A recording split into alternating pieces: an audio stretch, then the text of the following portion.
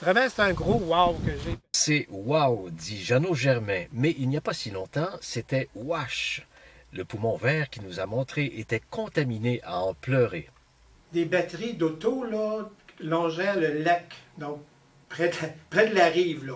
Ça, vraiment, je me suis dit, non, il ne faut pas laisser traîner ces choses-là, là. Jeannot est écolo jusqu'au bout des ongles. Il passait à vélo quand il a aperçu l'ombre d'un début de désastre écologique. Il a tout de suite avisé son ami Bertrand Boucher.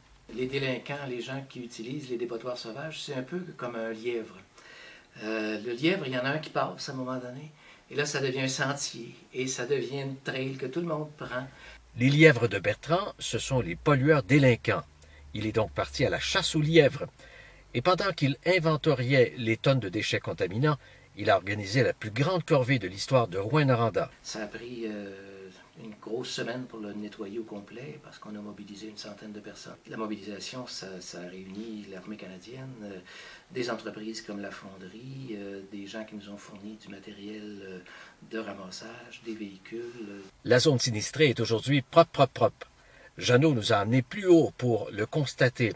C'est de toute beauté. J'ai peut-être sonné l'alarme, mais les gens qui se sont greffés à ma cause, ben, je pense que ça m'a donné un coup de main. Puis à ce moment-là, on a pu travailler. Le héros de l'écolo, c'est Jeannot.